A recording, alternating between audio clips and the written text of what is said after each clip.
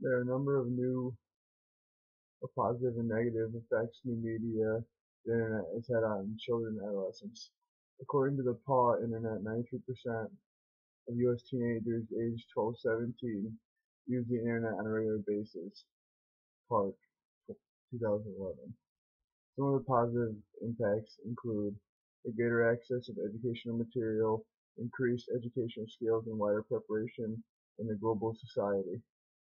Some of the negative impacts include exposure to sexual explicit materials, internet addiction, and online victimization, including harassment, bullying, and sexual advancements.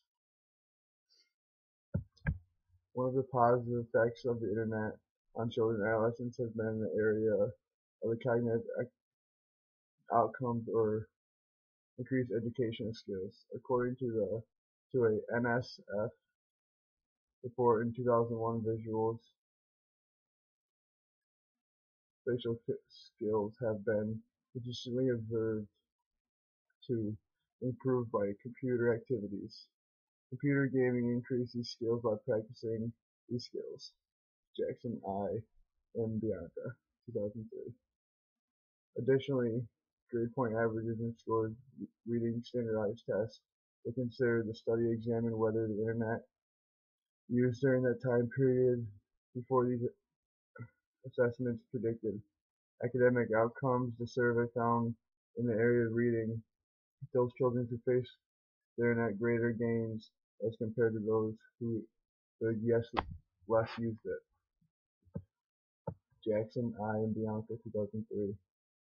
In the article, Dr. Jackson indicated improvements in reading achievements may be attributable to the fact spending more time online typically means spending more time reading, said Jackson. GPAs may improve because GPAs are heavily dependent on reading skills, she added. Another positive impact is that children and adolescents who have faced internet often participate in global society to a wider degree. Students are able to expose to a global society in a way they have never been able to do. Schools use Google Maps to show students different geographic regions, historical sites, and worldviews. Schools are able to explore economies, local news, and on a global scale, and governments in real time when previously they had only been able to explore these through books. As participating in a global society, previously children and adolescents who have felt alone in the world have been able to reach out through blogs, email, and social networks to children and adolescents who are the same as them. They become support systems for one another.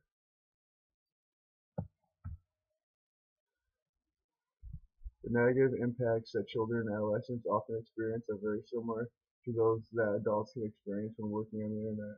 One of the concerns when it comes to the children and adolescents are that at a stage in their development that they do not have the maturity to determine when it is appropriate or not appropriate. Considering the possible exposure of sexual explicit material, there is evidence such exposure related to greater sexual uncertainty and more positive attitudes toward uncommitted sexual exploration among youth. Guan, 2009. Are children and adolescents being exposed to this type of material before they have had any sexual education around what is sex and what sexual activity? Internet addiction is becoming one of the more negative impacts on children and adolescents. Children and teens are using the internet at an alarming rate. Terms such as problematic internet use, pathological internet use, and net addiction, Kwan and Samaya, 2009, are terms that are quickly being associated with a large number of children. Internet addiction is defined as the use of the internet to escape from negative feelings. Continued use of the internet despite the desire to stop. Experience of unpleasant emotions on the internet is impossible. Thinking about the internet consistently and the experience of any of the conflicts any other conflicts or self-conflicts due to the internet use. Guan and Samaya, 2009. There are recent studies that are supporting the idea internet addiction can have a negative impact on academics, family relationships, physical and mental health, and finances. There has been some speculation to excessive use of the internet is contributing to decreased social skills among children and adolescents. With communication so readily accessible through email, texting, and instant message, why do children have to have face-to-face interactions? Online gaming has also contributed to the internet addiction. Online victimization has become a major source of concern regarding the activity of children and adolescents online. There are a number of concerning behaviors when discussing online victimization.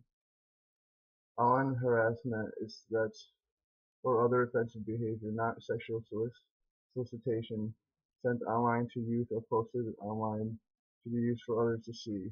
Guan Samaya, 2009. One of the most common forms of harassment among this age group seems to be cyberbullying. This is basically perceived as an online version of traditional bullying, where aggressive acts of behavior are carried out by a group of individuals against someone who cannot easily defend themselves repeatedly over time. Guan, 2009.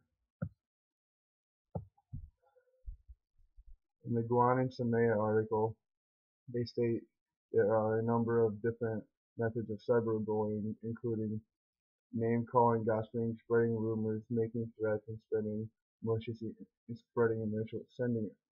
emails. There are estimates that as many as 33% of children ages 10 to 15 have reported experienced online harassment, with estimates of cyberbullying ranging from 23% to 73%. Many school systems are now enacting school policies regarding cyberbullying that impact a student's age to engage in educational programs. Sexual solicitation, which is another type of online victimization, is defined as requests to engage sexual activities or sexual talk to give personal sexual information that is unwanted, whether wanted or not, made by an adult 18 years or older. Juan and Samaya, 2009. Again, estimates of internet users ages 10 to 15 report that as many as 10 to 15% have received sexual solicitation.